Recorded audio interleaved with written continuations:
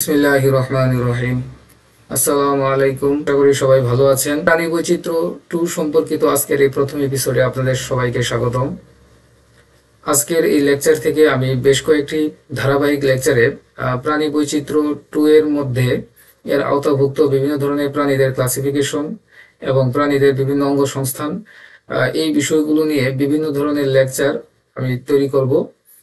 আপনারা আশা করি আপনারা সবগুলো এপিসোডের সাথেই থাকবেন। আজকের এই লেকচারে আমি আপনাদের সাথে কন্ড্রিকথিস অর্থাৎ তরুণাস্থি মাছের যে বিভিন্ন ধরনের বৈশিষ্ট্য এবং ক্লাসিফিকেশন এটির উপরে বিস্তারিতভাবে আলোচনা করব এবং আমরা বিভিন্ন ধরনের তরুণাস্থি মাছের ছবি প্রদর্শন করব। বিশেষ করে বাংলাদেশের উপকূলীয় অঞ্চলে অর্থাৎ সমুদ্রে যে সমস্ত তরুণাস্থি মাছ পাওয়া যায়, তরুণাস্থি প্রাণীরা ম্যাক্সিমামই হচ্ছে সামুদ্রিক এবং এরা মূলত সামুদ্রিক প্রাণী। বাংলাদেশের সমুদ্র উপকূলে যে কয়েকটি স্পিসিস পাওয়া যায় এগুলো সবগুলো অর্ডার নিয়ে আমরা আজকে আলোচনা করব। আজকের এই এপিসোডে আমরা প্রথমেই এখানে দেখব হচ্ছে যে কন্ড্রিকথিস পর্বের কন্ড্রিকথিস এটি হচ্ছে একটি শ্রেণী, এটি কর্ডাটা পর্বের অন্তর্ভুক্ত একটি ক্লাস। কন্ড্রিকথিস বা তরুণাস্থি মাছ বাংলাদেশের বিভিন্ন উপকূলীয় অঞ্চলে যে বিভিন্ন ধরনের তরুণাস্থি মাছ দেখা যায় যে সমস্ত অর্ডারের অন্তর্ভুক্ত আমরা এগুলো নিয়ে আজকে বিস্তারিত আলোচনা করব এই এপিসোডে। কন্ড্রিকথিস পর্বের আমি বারবার পর্ব বলতেছি, কন্ড্রিকথিস শ্রেণীর আর কি। কন্ড্রিকথিস হচ্ছে ক্লাস। এই কন্ড্রিকথিস ক্লাসের কিছু বিশেষ বৈশিষ্ট্য রয়েছে, যেমন এদের অন্তঃকঙ্কাল হচ্ছে তরুণাস্থি নির্মিত, অস্থি নির্মিত না। অর্থাৎ মাছের পাইসিসকে কিন্তু দুইটা ভাগে ভাগ করেছিলাম আমরা। আপনারা কর্ডেটের ক্লাসিফিকেশনটি যদি দেখেন আমাদের, সেখানে আমরা কর্ডেটকে পাইসিস যে একটি অধি শ্রেণী বা সুপার ক্লাস ছিল, এই সুপার ক্লাসের অন্তর্ভুক্ত আমরা দুইটি শ্রেণীকে ভাগ করেছিলাম। অর্থাৎ মাছের যে ক্লাসিফিকেশন এটাকে দুইটা ভাগে ভাগ করেছিল, একটা হচ্ছে তরুণাস্থি মাছ আর একটা হচ্ছে অস্থিময় মাছ, কার্টিলাজিনিয়াস ফিশ এবং হচ্ছে বনি ফিশ, এই দুইটা ভাগে ভাগ করা যায়। আমরা আজকের এই এপিসোডে কার্টিলাজিনিয়াস ফিশ বা তরুণাস্থি মাছের যে ক্লাস এবং এটার যে শ্রেণীবিন্যাস এটা নিয়ে বিস্তারিত আলোচনা করব আজকের এই এপিসোডে।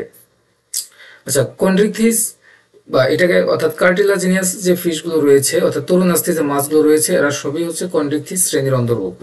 তাহলে কন্ড্রিকথিস শ্রেণীর প্রধান যে বৈশিষ্ট্যগুলো হচ্ছে এদের অন্তঃকঙ্কাল কোমলাস্থি বা তরুণাস্থি নির্মিত এবং কোথাও এদের অস্থির চিহ্ন পর্যন্ত পাওয়া যায় না।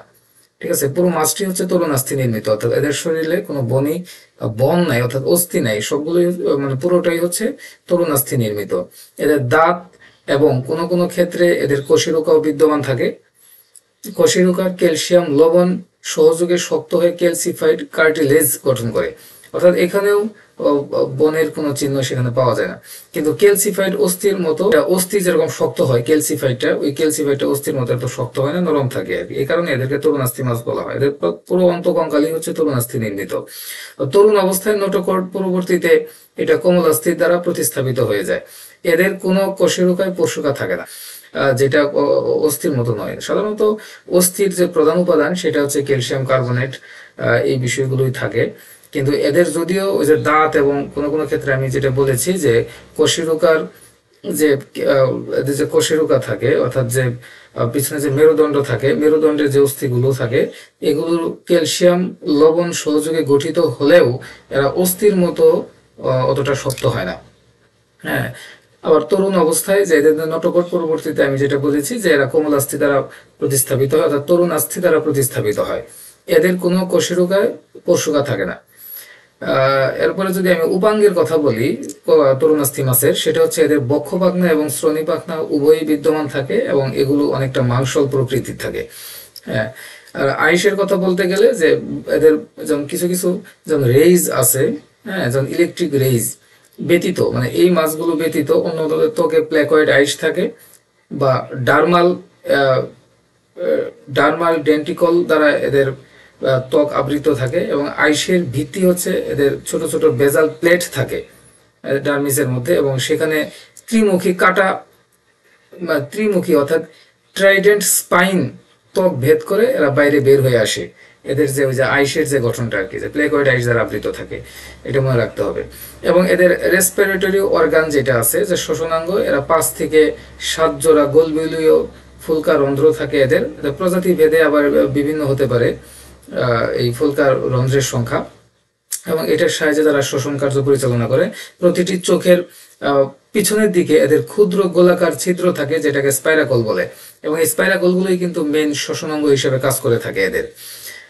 এরা ডিম দেয়, এবং এই ডিমের প্রকৃতি ভিভিপ্যারাস, ওভিপ্যারাস এই প্রকৃতির হতে পারে। এই বিষয়গুলো আবার কি, যেমন ওভোপ্যারাস হচ্ছে কিছু কিছু কার্টিলাজিনাস ফিশ আছে, অর্থাৎ তরুণাস্থি মাছ আছে বা কন্ড্রিকথিস যারা সদস্যরা, তারা সরাসরি ডিম পারে, ওই ডিম থেকে ডিম ফুটে বাচ্চা বের হয়, এরকমও রয়েছে। আবার কিছু কিছু রয়েছে যে এদের ডিমগুলো বাইরে বের না হয়ে শরীরের ভিতরেই এদের যেমন হাঙ্গরের ক্ষেত্রে আমরা দেখি যে শরীরের ভিতরেই সেই ডিমগুলো জমা থাকে, এবং সেখানে বাচ্চা বের হয়, এবং পরবর্তীতে সেই বাচ্চাগুলো মায়ের পেট থেকে বাইরে বের হয়ে আসে। যদিও আপাত দৃষ্টিতে মনে হয় যে এরা আসলে হচ্ছে এদের জরায়ুজ, অর্থাৎ কি বলে ম্যামালসের মতো, ম্যামালসের ক্লাসের মতো এরা বাচ্চা প্রসব করেছে, কিন্তু আসলে বিষয়টি এরকম নয়। এরা ডিম ভেতরেই থাকে এবং সেখান থেকে বাচ্চা ফুটে বাইরে বের হয়ে আসে। এ কারণে এদেরকে বলা হচ্ছে ওভোভিভিপ্যারাস। এই প্রকৃতিরও হতে পারে কিছু কিছু। আবার কিছু কিছু তরুণাস্থি মাছ আছে যারা সরাসরি বাচ্চা প্রসব করে, ভিভিপ্যারাসের মতো আচরণ করে। যে শ্রেণী রয়েছে, এই শ্রেণীর যত সদস্য রয়েছে, এই সদস্যগুলোর যে কমন বৈশিষ্ট্যগুলো, আমি এগুলোর কথা এখানে বলেছি। এরপরে আমরা হচ্ছে কন্ড্রিকথিস যে ক্লাসটি রয়েছে, এটাকে আমরা শ্রেণীবিন্যাস করব। আমি এখানে যে শ্রেণীবিন্যাসের রেফারেন্স ব্যবহার করেছি, এটা হচ্ছে জেনারেল জুলজি বাই টি.এস. স্টোরারের স্টোরারের ক্লাসিফিকেশনটি আমি এখানে ব্যবহার করেছি। আমার কাছে মনে হয়েছে যে বিভিন্ন বইতে বিভিন্ন ধরনের ক্লাসিফিকেশন রয়েছে। এখানে আমি যে ক্লাসিফিকেশনটি আলোচনা করতেছি সেটি হচ্ছে স্টোরারের classification, general zoology by T S. Storer. 1983 সালে তিনি ক্লাসিফিকেশনটি প্রবর্তন করেন। সেটা অনুসারে আমি এই ক্লাসিফিকেশনটি বলবো যে কন্ড্রিকথিস যে শ্রেণীটি রয়েছে, এটিকে দুটি সাব ক্লাসে ভাগ করা হয়েছে বা উপশ্রেণীতে ভাগ করা হয়েছে। উপশ্রেণী 1, সেটি হচ্ছে ইলাসমোব্রানকি, বা এটা গ্রিক শব্দ ইলাসমোস থেকে আসছে, প্লেটেড মানে পাতাযুক্ত, ব্রানকি মানে ফুলকা, পাতাযুক্ত ফুলকা বিশিষ্ট যে মাছগুলো রয়েছে এগুলোকে ইলাসমোব্রানকি বলা হয়। এটা উপশ্রেণী 1। এবং উপশ্রেণী 2 হচ্ছে হোলোসেফালি। হোলোস মানে হচ্ছে হোল, সম্পূর্ণ, সেফালি মানে হচ্ছে KEPHALE মানে হচ্ছে হেড, মাথা। এখান থেকেই মূলত হোলোসেফালি নামটি এসেছে, গ্রিক শব্দ থেকে আসছে আর কি। এই দুইটি উপশ্রেণীতে ভাগ করা হয়েছে, অর্থাৎ একটি হচ্ছে ইলাসমোব্রানকি, অর্থাৎ এদের ফুলকা থাকে পাতার মতো, আর একটি হচ্ছে হোলোসেফালি, এদের পুরো শরীরটাই মাথা নিয়ে গঠিত আর কি, এটাকে বলা হচ্ছে হোলোসেফালি। এই দুইটা উপশ্রেণীতে ভাগ করা হয়েছে। আবার ইলাসমোব্রানকি যে উপশ্রেণীটি রয়েছে, এই উপশ্রেণীটিকে 6টি ওয়ার্ডারে ভাগ করা হয়েছে। এই 6টি ওয়ার্ডারের মধ্যে 2টি ওয়ার্ডার পৃথিবী থেকে বিলুপ্ত হয়ে গেছে। একটি হচ্ছে ক্ল্যাডোসেলাকি, এরা ডেভোনিয়ন পিরিয়ড থেকে পার্মিয়ান পিরিয়ড পর্যন্ত পৃথিবীতে টিকে ছিল, এরপরে এরা হচ্ছে এই পৃথিবী থেকে বিলুপ্ত হয়ে যায়। এদেরকে আর এখন কোনো সদস্যই পৃথিবীতে দেখা যায় না। আর ওয়ার্ডার 2 সেটি হচ্ছে প্লিউরোক্যান্থোরি। প্লিউরোক্যান্থোরির অন্তর্ভুক্ত আর কোনো সদস্য পৃথিবীতে টিকে নেই, এরা সবাই পৃথিবী থেকে বিলুপ্ত হয়ে গেছে। এরাও ডেভোনিয়ন পিরিয়ড থেকে ট্রায়াসিক যুগ পর্যন্ত পৃথিবীতে টিকে ছিল। ইলাসমোব্রানকির অন্তর্ভুক্ত 6টি বর্গ রয়েছে, তার মধ্যে 2টি ওয়ার্ডারের প্রাণীরা পৃথিবী থেকে বিলুপ্ত হয়ে গেছে, আর বাকি 4টি ওয়ার্ডারের বিভিন্ন প্রাণী আমরা সমুদ্রের বিভিন্ন অঞ্চলে দেখতে পাই, উপকূলীয় বিভিন্ন অঞ্চলে সমুদ্রে আমরা দেখতে পাই আর কি। আমি আগেই বলেছি যে কন্ড্রিকথিস ক্লাসের ম্যাক্সিমাম সদস্যই হচ্ছে সামুদ্রিক প্রাণী আর কি। বাংলাদেশের বঙ্গোপসাগরে যে সমস্ত সামুদ্রিক প্রাণী দেখা যায়, অর্থাৎ কন্ড্রিকথিস ক্লাসের অন্তর্ভুক্ত যে সমস্ত প্রাণীগুলো দেখা যায়, এগুলো নিয়ে আমি বিস্তারিত আলোচনা করব। প্রথমে হচ্ছে আমরা আগে আলোচনা করব যে 2টি ক্লাস পৃথিবীতে বিলুপ্ত হয়ে গেছে, আমরা ইতিপূর্বে বলেছি। যেমন একটি হচ্ছে ক্ল্যাডোসেলাকি আর একটি হচ্ছে প্লিউরোক্যান্থোরি। এই 2টি ওয়ার্ডারের প্রাণী পৃথিবী থেকে বিলুপ্ত হয়ে গেছে, বাকি আছে 4টি। এই 4টির মধ্যে প্রথম যেটি রয়েছে সেটি হচ্ছে ক্ল্যামাইডোসেলাকিফর্মিস এই ওয়ার্ডারের, এরপর হচ্ছে হেক্সানকিফর্মিস, স্কোয়ালিফর্মিস এবং রাজিফর্মিস, এই 4টা ওয়ার্ডার। আর হোলোসেফালির অন্তর্ভুক্ত একটি মাত্র ওয়ার্ডার, সেটা হচ্ছে কাইমেরিফর্মিস। মূলত এই ওয়ার্ডারগুলোর বিভিন্ন স্পিসিস সারা পৃথিবীতেই দেখা যায়, অর্থাৎ বঙ্গোপসাগরে প্রায় সব স্পিসিসগুলোই বাংলাদেশের যে কার্টিলাজিনাস ফিশের যে শ্রেণী রয়েছে কন্ড্রিকথিসের, মোটামুটি সবগুলোই বঙ্গোপসাগরে দেখা যায়। তাহলে হচ্ছে প্রথমে আমরা আলোচনায় আসি যে ইলাসমোব্রানকি যে বর্গটি, এর কমন বৈশিষ্ট্য কি।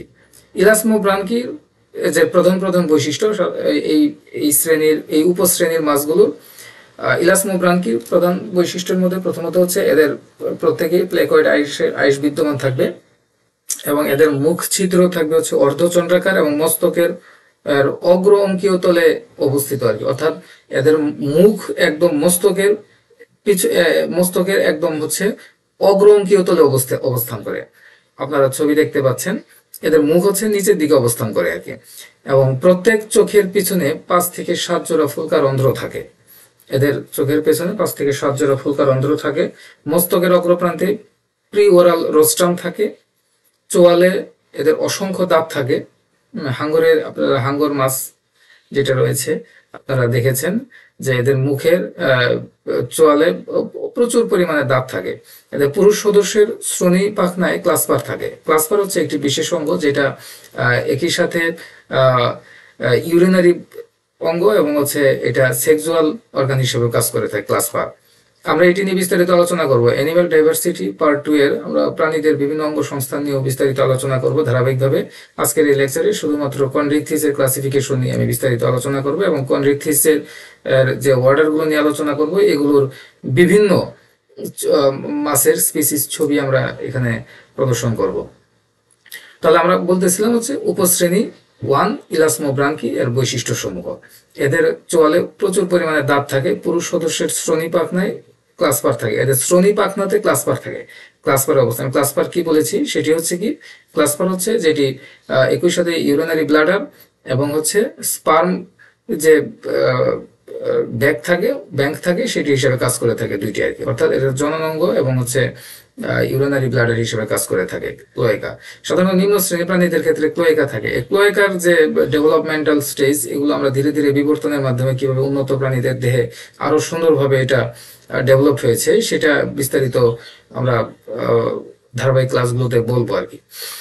আচ্ছা, এদের ক্লোয়েকা বা অবসারণী বিদ্যমান যেটা বলেছি আর কি। আচ্ছা, ইলাসমোব্রাঙ্কির অন্তর্ভুক্ত আমি 6টি ওয়ার্ডারের কথা বলেছিলাম, যার মধ্যে 2টি ওয়ার্ডারের প্রাণী পৃথিবী থেকে বিলুপ্ত হয়ে গেছে।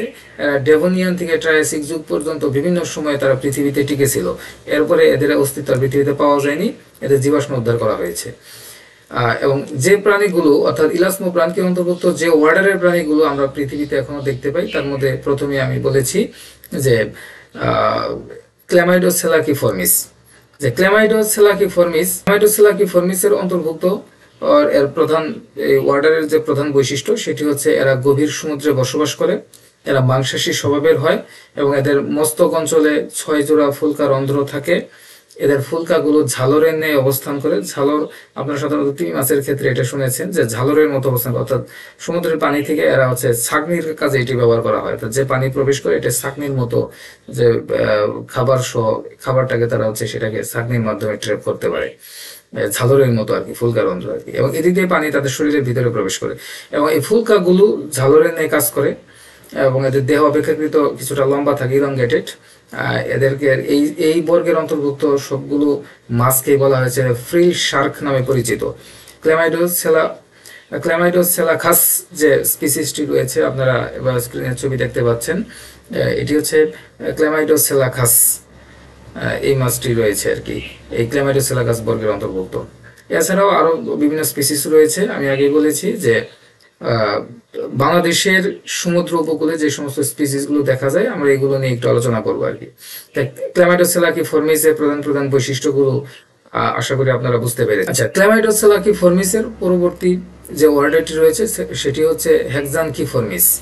হেক্সানকিফর্মিসের প্রধান বৈশিষ্ট্য সমূহ হচ্ছে এরা গভীর সমুদ্রে বসবাস করে। এই শ্রেণীর মাছগুলো মাংসাশী হয়ে থাকে, অর্থাৎ এরা হচ্ছে সাধারণত অন্য প্রাণীকে খেয়ে বেঁচে থাকে। এদের মস্তক অঞ্চলে 6 থেকে 7 জোড়া ফুলকা রন্ধ্র থাকে। এদের পৃষ্ঠ পাখনার সংখ্যা 1টি থাকে। এদের পুচ্ছ পাখনা হচ্ছে ডাইফি সার্কাল প্রকৃতির। এদের দেহ অপেক্ষাকৃত লম্বা এবং প্রজননের দিক দিয়ে এরা হচ্ছে ওভোভিভিপ্যারাস। ওভোভিভিপ্যারাসকে আমি আগে বলেছি যে ওভোভিভিপ্যারাস হচ্ছে ওই সমস্ত প্রাণী যে সমস্ত প্রাণীগুলো তারা ডিম্বথলি থাকে, অর্থাৎ সেই ডিম্বথলিতে এসে জমা হয় এবং সেখান থেকে বাচ্চা বের হয়ে মায়ের শরীর থেকে বাইরে বের হয়ে আসে। এই সমস্ত প্রাণীগুলোকে বলা হয়েছে ওভোভিভিপ্যারাস। তার মানে হচ্ছে হেক্সানকিফর্মিস যে ফিশগুলো রয়েছে, যে কার্টিলাজিনাস ফিশ রয়েছে, এগুলোর প্রত্যেকটি হচ্ছে প্রত্যেকটি ওবোভিভিপারাস বৈশিষ্ট্য প্রদর্শন করে থাকে। যেমন হ্যাক্সানকাস আপনারা ছবি দেখতে পাচ্ছেন, বা এদেরকে কাউ শার্কও বলা হয়। হাঙ্গর, হাঙ্গরের বিভিন্ন প্রজাতি রয়েছে আর কি। এগুলো হচ্ছে প্রথমে আমি যেটা বলেছি ফ্রিল শার্ক, এরপর হচ্ছে হ্যাক্সানকাস বা কাউ শার্ক, এখন যেটা বললাম হ্যাক্সানকিফর্মিসের অন্তর্ভুক্ত। আপনারা বিভিন্ন ছবি দেখতে পাচ্ছেন হ্যাক্সানকিফর্মিসের। এরপরে হচ্ছে ইলাসমোব্রাঙ্কি উপশ্রেণীর যে পঞ্চম যে গোত্রটি, সেটি হচ্ছে স্কোয়ালিফর্মিস। স্কোয়ালিফর্মিসের প্রধান বৈশিষ্ট্য হচ্ছে যে আমরা সাধারণত যে স্কোলিওডন যে হাঙ্গরগুলি আমাদের বাংলাদেশের বঙ্গোপসাগর সহ সারা পৃথিবীতে যে হাঙ্গরগুলো দেখা যায়, এগুলো হচ্ছে এই আপনারা ছবি দেখতে পাচ্ছেন, এগুলো হচ্ছে এই স্কোয়ালিফর্মিসের অন্তর্ভুক্ত। হ্যাঁ, এদের দেহ মাকু আকৃতি থাকে, এরাও স্বভাব হচ্ছে প্রচুর মাংসাশী। হ্যাঁ, এবার এদের 5 জোড়া ফুলকা রন্ধ্র থাকে, এদের পৃষ্ঠপাখনার সংখ্যা 2টি এবং পৃষ্ঠপাখনায় কোনো কাঁটা থাকে না। সাধারণ পায়ু পাখনা উপস্থিত থাকে এদের। পুচ্ছ পাখনা হেটারোসার্কাল প্রকৃতির এবং প্রজননের দিক দিয়ে এরা হচ্ছে ভিভিপ্যারাস। হাঙ্গর আবার হচ্ছে বাচ্চা প্রসব করে ডাইরেক্ট, এরা ভিভিপ্যারাস প্রকৃতির। যেমন স্কোলিওডন, আমরা স্কোলিওডনকে সবচেয়ে বেশি চিনি। স্কোলিওডনের আবার বিভিন্ন স্পিসিস রয়েছে, প্রজাতি রয়েছে। এরপর হচ্ছে ফাইমা। ফাইমা যেটা ফাইমা এটা সাধারণত আমরা বলি হচ্ছে হ্যামার শার্ক বা হাতুড়ি হাঙ্গর, মাথাটা হাতুড়ির মতো দেখতে, এই কারণে হচ্ছে হ্যামার শার্ক বলা হয়। আমরা ছবি সংযুক্ত করেছি। এরপর হচ্ছে রিনকোডন। রিনকোডন এটাও একটি হাঙ্গর। এই হাঙ্গরের ছবি আপনারা বিভিন্ন ছবি দেখতে পাচ্ছেন যে এই স্কোয়ালিফর্মিসের অন্তর্ভুক্ত হাঙ্গর রয়েছে। সারা পৃথিবীতে যত হাঙ্গর রয়েছে তার ম্যাক্সিমাম হচ্ছে স্কোয়ালিফর্মিসের অন্তর্ভুক্ত। স্কোয়ালিফর্মিসের অন্তর্ভুক্ত অনেকগুলো হাঙ্গরের স্পিসিস রয়েছে। আমি এখানে 3টি প্রধান স্পিসিস আলোচনা করেছি, যেগুলো আমাদের বাংলাদেশের বঙ্গোপসাগরে বিভিন্ন জায়গায় দেখতে পাওয়া যায়। স্কোয়ালিফর্মিসের অন্তর্ভুক্ত ইলাসমোব্রাঙ্কির আমরা 6টি ওয়ার্ডারের কথা বলেছি, তার মধ্যে বলেছিলাম 2টি ওয়ার্ডারের প্রাণী পৃথিবীতে আর দেখা যায় না, তাদের জীবাশ্ম উদ্ধার করা হয়েছে। বাকি 4টি ওয়ার্ডারের মধ্যে আমরা ক্লামাইডোসেলাকিফর্মিস বলেছি। এই ওয়ার্ডারের আপনার স্পিসিসটা আপনারা দেখেছেন। হ্যাক্সানকিফর্মিস রয়েছে, এটার ওয়ার্ডারের স্পিসিস আপনারা দেখেছেন। এরপর আমরা আলোচনা করেছি স্কোয়ালিফর্মিস। এরপর 6ষ্ঠ যে ওয়ার্ডারটি রয়েছে এই ইলাসমোব্রাঙ্কি উপশ্রেণীর অন্তর্ভুক্ত, সেটি হচ্ছে রাজিফর্মিস। রাজিফর্মিসের প্রধান বৈশিষ্ট্যগুলো হচ্ছে যে এদের দেহ পৃষ্ঠীয়ভাবে চাপা। সাধারণভাবে এই রাজিফর্মিস শ্রেণীর বর্গের অন্তর্ভুক্ত ফিশগুলোকে স্কেটস এবং রেইজ নামে পরিচিত। আমরা পরবর্তী লেকচারে স্কেটস এবং রেইজের বিভিন্ন স্পিসিস নিয়ে আলোচনা করব, এদের পার্থক্য দেখব। এরপরে হাঙ্গরের বিভিন্ন ধরনের প্রাণী, বিভিন্ন শ্রেণীর হাঙ্গর দেখব। আমরা ধারাবাহিকভাবে এই লেকচারগুলোতে আলোচনা করব। আজকের এই লেকচারে শুধু ক্লাসিফিকেশন পর্যন্তই থাকবে।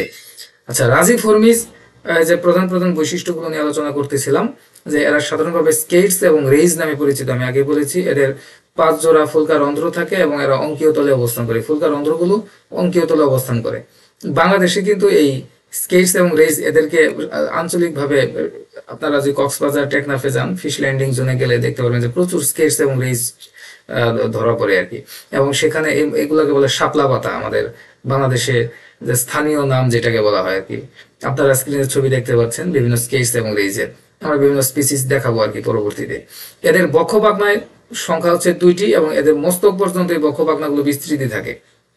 এদের লেজ সরু এবং লম্বা। হ্যাঁ, বিশেষ করে ডেসিয়েটাসের যে লেজটি থাকে এটা অনেক বড়, চাবুকের মতো বিশাল বড় লেজ থাকে। এরপরে হচ্ছে এদের চক্ষু পৃষ্ঠদেশে অবস্থিত। চক্ষু দুইটা উপরের দিকে অবস্থান করে এবং এদের কোনো সদস্যের শরীরে বিদ্যুৎ অঙ্গের আবির্ভাব হয়েছে এবং সেই বিদ্যুৎ অঙ্গ থেকে প্রচুর পরিমাণে কিছু ইলেকট্রিক রেইজ রয়েছে, যাদের শরীর থেকে প্রায় 250 ভোল্টের মতো বিদ্যুৎ উৎপন্ন হয়ে থাকে। অর্থাৎ এদের শরীরে মানে অদ্ভুত একটি বিদ্যুৎ অঙ্গের উদ্ভব হয়েছে। এছাড়া বনিফিশের ক্ষেত্রে আমরা বিভিন্ন ইল ফিশে জানি আর কি, এদের শরীরেও প্রচুর পরিমাণে বিদ্যুৎ উৎপন্ন করতে পারে, মানে ইলেকট্রিক অর্গানের উদ্ভব হয়েছে এই প্রাণীদের শরীরে। এবং প্রতি বছর স্কেটস এর আক্রান্ত পৃথিবীতে, সারা পৃথিবীর অনেক মানুষ কিন্তু মারাও যায়। বিশেষ করে অস্ট্রেলিয়া উপকূলে এবং হচ্ছে প্রশান্ত মহাসাগরের বিভিন্ন উপকূলে স্কেটস এদের বিদ্যুতিক অর্গানের সাথে বিভিন্ন মানুষের দেখা যায় কি যে যখন সংঘর্ষ হয় তখন অনেক মানুষ এতে মানে মৃত্যুবরণ করে। এগুলো কিন্তু খুবই ডেঞ্জারাস বিষয়। আচ্ছা, স্কেটস এবং রেসগুলো এরা প্রজননের দিক দিয়ে এরা ওবোভিভিপ্যারাস হতে পারে, অথবা কিছু স্পিসিস রয়েছে এরা ভিভিপ্যারাস হতে পারে। আমি বলেছি ভিভিপ্যারাস এবং ওবোভিভিপ্যারাস কি। ওবোভিভিপ্যারাস হচ্ছে কিছু কিছু প্রাণীদের শরীরের ভিতরে ডিম্বথলি থাকে, ওরা ডিম পেড়ে ওই ডিমগুলো ডিম্বথলিতে এসে জমা হয় এবং সেখান থেকে বাচ্চা ফুটে বের হয়ে আসে। এটা হচ্ছে ওভোভিভিপ্যারাস। আর ভিভিপ্যারাস হচ্ছে কিছু কিছু প্রাণী নিজেদের শরীর বাচ্চা প্রসব করে, ডাইরেক্ট ডিম না পেরে বাচ্চা প্রসব করে, হ্যাঁ, যেমন স্তন্যপায়ীদের মতো আর কি, এদেরকে বলা হয়েছে ভিভিপ্যারাস। আবার কিছু কিছু স্পিসিস রয়েছে কন্ট্রিকথিসে যারা ডাইরেক্ট বাইরে ডিম ছাড়ে এবং ডিম ফুটে বাচ্চা বের হয়। তবে ম্যাক্সিমাম ক্ষেত্রেই এই যে ওভিপ্যারাস যেটা আর কি, অর্থাৎ ডিম্বস্রবী যে সমস্ত কন্ট্রিকথিস রয়েছে এগুলোর সংখ্যা কিন্তু খুবই কম, একেবারেই কম। কিছু কিছু হাতে গোনা স্পিসিস রয়েছে, ম্যাক্সিমাম ক্ষেত্রে এরা হয় ওভোভিভিপ্যারাস অথবা ভিভিপ্যারাস। এটার একটা কারণ রয়েছে, কারণ হচ্ছে ডিম ফুটে বাচ্চা বের হওয়ার জন্য আসলে যে কন্ডিশন সেটা সমুদ্রে থাকে না। আপনারা জানেন সমুদ্রের পানিতে প্রচুর পরিমাণ লবণ থাকে, এই লবণের কারণে ডিম ফুটে বাচ্চা বের হয়, এটা খুব টাফ একটি বিষয়। কিছু কিছু প্রাণীদের ক্ষেত্রে দেখা যায় যে তারা সেটার সাথে অভিযোজিত হতে পেরেছে, তবে ম্যাক্সিমাম স্পিসিসই পারেনি। এই কারণে তাদের শরীরের ভিতরেই ওই ডিম্বথলি তৈরি হয়েছে এবং কিছু কিছু প্রাণী তারা ডিরেক্টলি বাচ্চা প্রসব করে। বিষয়টি হচ্ছে এরকম। তা রাজিফর্মিসের বিভিন্ন স্পিসিস রয়েছে, আমি এখানে 3টি স্পিসিস আলোচনা করেছি। রাজা, আপনারা স্ক্রিনের ছবি দেখতে পাচ্ছেন, এটি হচ্ছে রাজা, এর স্পিসিস নাম হচ্ছে রাজা রাজা। হ্যাঁ, এরপরে হচ্ছে ডেসিয়েটাস। ডেসিয়েটাস এটির লেজটি অনেক বড় থাকে এবং খুবই চিকন সরু প্রকৃতির লেজ থাকে। এরপর আরেকটি গুরুত্বপূর্ণ স্পিসিস হচ্ছে টর্পেডো। টর্পেডো এদের শরীরে ইলেকট্রিক অর্গানে উদ্ভব হয়েছে। এই মাছগুলো খুবই ভয়ঙ্কর স্বভাবের এবং এগুলোর সাথে এগুলো হচ্ছে অনেকটা বিষাক্ত প্রচুর পরিমাণে এদের শরীরে, এদের কিছু কিছু স্পিসিসের শরীরে বৈদ্যুতিক অঙ্গের উদ্ভব হয়েছে এবং এরা অনেকটা বিষাক্ত প্রকৃতি। টর্পেডো আপনারা স্ক্রিনের ছবি দেখতে পাচ্ছেন। মূলত এটি হচ্ছে রাজিফর্মিসের প্রধান বৈশিষ্ট্য এবং প্রাণীসমূহ। আমরা হচ্ছে ইলাসমোব্রানকি উপশ্রেণীর অন্তর্ভুক্ত 6টি বর্গ নিয়ে আলোচনা করেছি। হ্যাঁ, ইলাসমোব্রানকি। এরপরে হচ্ছে আরেকটি উপশ্রেণী, আমরা বলছি কন্ট্রিকথিসকে 2টি উপশ্রেণীতে ভাগ করা হয়েছে, ইলাসমোব্রানকি আর একটি হচ্ছে হোলোসেফালি।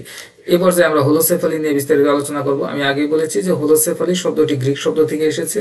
হোলোস হচ্ছে হোল মানে সম্পূর্ণ, আরেকটি হচ্ছে আর KEPSLE, এটা আসলে গ্রিক শব্দে, এটাকে এই শব্দ থেকে আসছে, এটা অর্থ হচ্ছে হেড বা মাথা। এবং এই হোলোসেফালি উপশ্রেণীর অন্তর্ভুক্ত একটি মাত্র অর্ডার রয়েছে সারা পৃথিবীতে এবং একটি অর্ডারের প্রাণী বাংলাদেশে দেখা যায়, সেটা হচ্ছে কাইমেরিফর্মিস। কাইমেরিফর্মিস এর অন্তর্ভুক্ত একটি মাত্র স্পিসিস যেটা আমাদের বাংলাদেশের বঙ্গোপসাগরে কমন দেখা যায়, সেটা হচ্ছে কাইমেরা। হোলোসেফালির প্রধান বৈশিষ্ট্যগুলো আমি একটু বলি। যে হোলোসেফালির এদের প্রধান বৈশিষ্ট্য যে এদের ত্বক সাধারণত আইসবিহীন থাকে, এদের শরীরে কোনো ধরনের আইস থাকে না, এদের ফুলকা রন্ধ্র 4 জোড়া এবং অপারকুলামে আবৃত থাকে এবং এদের দেহের শ্বাসরন্ধ্র এবং অবসারণী অনুপস্থিত থাকে। হ্যাঁ, এদের শ্বাসরন্ধ্র এবং অবসারণী অনুপস্থিত থাকে। এদের দন্তপাত চোয়াল বিদ্যমান, এদের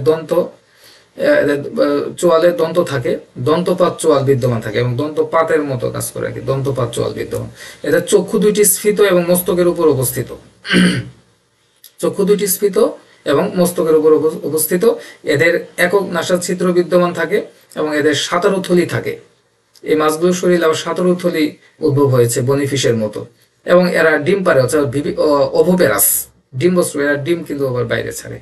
হোলোসেফালির অন্তর্ভুক্ত। আমি এই যে আগে প্রথমে বলেছি যে এদের কিছু কিছু মাছ রয়েছে যারা ডিম ডাইরেক্ট বাইরে নিঃসরণ করে এবং সেখানে ডিম ফুটে বাচ্চা বের হয় আর কি, অর্থাৎ এদের ফার্টিলাইজেশন হচ্ছে এক্সটার্নাল, এই ধরনের ফার্টিলাইজেশন প্রদর্শন করে আর কি। তো এই মাছগুলো নিজেদেরকে সমুদ্রের লবণ পানির মধ্যেও এরা নিজেদের ডিম ফুটে বাচ্চা বের হওয়ার যে কৌশল সেটা তারা রপ্ত করতে পেরেছে। এটি হচ্ছে হোলোসেফালির প্রধান বৈশিষ্ট্য। অর্থাৎ হোলোসেফালির অন্তর্ভুক্ত একটি মাত্র অর্ডার রয়েছে, সেটি হচ্ছে কাইমেরিফর্মিস। কাইমেরিফর্মিস বর্গের যে প্রধান বৈশিষ্ট্য, এটি বাংলাদেশের সমুদ্র উপকূল অঞ্চলে এই ফিশটি পাওয়া যায়। আপনারা স্ক্রিনের ছবি দেখতে পাচ্ছেন। কাইমেরিফর্মিসের প্রধান যে বৈশিষ্ট্য রয়েছে, এদের প্রথমে পৃষ্ঠপাখনা খুব শক্ত এবং কণ্টকযুক্ত, এদের পুচ্ছপাখনা চাবুকের ন্যায়, মস্তকের উপরে ত্বকীয় বর্ম থাকে এরা আইসবিহীন এবং এদের পুরুষ প্রাণীর মস্তক অঞ্চলে অতিরিক্ত শোষণাঙ্গ বা ক্লাসপার বিদ্যমান থাকে। কাইমেরিফর্মিসের অন্তর্ভুক্ত যে বৈশিষ্ট্যগুলোর কথা বলেছি, আশা করি বিষয়টি বুঝতে পেরেছেন। এবং এর একটি মাত্র স্পিসিস কাইমেরা, যেটা বাংলাদেশের সহ সারা পৃথিবীতে বিভিন্ন সমুদ্র উপকূলে, সমুদ্র অঞ্চলে এদের বিচরণ দেখা যায়। আমরা কন্ট্রিকথিস এই শ্রেণীর এই পর্যন্ত যে 2টি শ্রেণীর কথা বলেছি, একটি হচ্ছে ইলাসমোব্রানকি এবং হোলোসেফালি, এই বৈশিষ্ট্যগুলো নিয়ে আমি মোটামুটি বিস্তারিত আলোচনা করেছি। আপনারা আশা করি বুঝতে পেরেছেন। এরপরও যদি সমস্যা থাকে আপনারা আমাকে কমেন্ট বক্সে জানাতে পারেন। আপনার কমেন্টের উপর ডিপেন্ড করে আমি পরবর্তীতে প্রয়োজনে আমি আরেকটি লেকচার তৈরি করব এই বিষয়ের উপর। আর ইলাসমোব্রানকিয় অন্তর্ভুক্ত আমরা তাহলে আমি এক লাইনে যদি বলি যে কন্ড্রিকথিস শ্রেণীকে দুইটি উপশ্রেণীতে ভাগ করা হয়েছে। উপশ্রেণী 1 ইলাসমোব্রানকি এবং উপশ্রেণী 2 হচ্ছে হলোসেফালি। ইলাসমোব্রানকির অন্তর্ভুক্ত 6টি অর্ডার রয়েছে সারা পৃথিবীতে, তার মধ্যে 2টি অর্ডারের প্রাণী পৃথিবী থেকে বিলুপ্ত হয়ে গেছে এবং সেই বিলুপ্ত প্রায় অর্ডারগুলো আপনারা পরীক্ষায় যদি লেখার জন্য আসে তাহলে আপনার এই অর্ডারগুলো লেখার দরকার নাই, কিন্তু আপনার জেনে রাখতে হবে যে এই দুটি শ্রেণী পৃথিবীতে ছিল এবং এদের জীবাশ্ম উদ্ধার করা হয়েছে এবং এরা এখন বর্তমানে পৃথিবীতে বিলুপ্ত। একটা হচ্ছে ক্লেডোসেলাকি, আর দুইটা হচ্ছে দ্বিতীয় অর্ডার যেটা সেটা হচ্ছে প্লিউরোক্যান্থোরি এবং হচ্ছে ক্লেডোসেলাকি। এই দুইটি বর্গ পৃথিবীতে বিলুপ্ত হয়ে গেছে। আর বাকি 4টি তো আমি আলোচনা করেছি, ক্ল্যামাইডোসেলাকি ফর্মিস, হেক্সানকি ফর্মিস, স্কোয়ালি ফর্মিস এবং রাজি ফর্মিস। এই বাকি 4টি অর্ডার নিয়ে বিস্তারিত আলোচনা করেছি। আর হলোসেফালির অন্তর্ভুক্ত কাইমেরি ফর্মিস, একটি মাত্র অর্ডার রয়েছে। আশা করি বিষয়টি বুঝতে পেরেছেন। এরপর আপনারা বিভিন্ন বই থেকে দেখবেন। আমি এখানে যে ক্লাসিফিকেশনটি ব্যবহার করেছি তার রেফারেন্স আমি প্রথমেই বলেছি যে জেনারেল জুলজি বাই টি.আই. স্টোরারের ক্লাসিফিকেশনটি আমি ব্যবহার করেছি। আপনারা এই ক্লাসিফিকেশনটি ব্যবহার করে লিখতে পারেন। আমার কাছে এটি তুলনামূলক সহজ মনে হয়েছে, এই কারণে আমি এটি দিয়েছি আর কি। এছাড়াও অনেক বিজ্ঞানীদের ক্লাসিফিকেশন রয়েছে, আপনারা যে কোনো একটি ক্লাসিফিকেশন ব্যবহার করতে পারেন। আশা করি বিষয়টি বুঝতে পেরেছেন। যাই হোক, আজকে এই পর্যন্তই। আমরা পরবর্তী লেকচারে কন্ড্রিকথিসের বিভিন্ন প্রাণীদের নিয়ে আলোচনা করব, যেমন বিভিন্ন ধরনের স্কেটস, রেস, হাঙ্গরের বিভিন্ন ধরনের অঙ্গ সংস্থান, এগুলো নিয়ে অ্যানিমেল ডাইভার্সিটি 2 এর পরবর্তী এপিসোডগুলোতে আমি ধারাবাহিকভাবে আলোচনা করব। আশা করি পুরো এপিসোড জুড়ে আপনারা আমাদের সাথে থাকবেন। আজকে এই পর্যন্তই। আল্লাহ হাফেজ।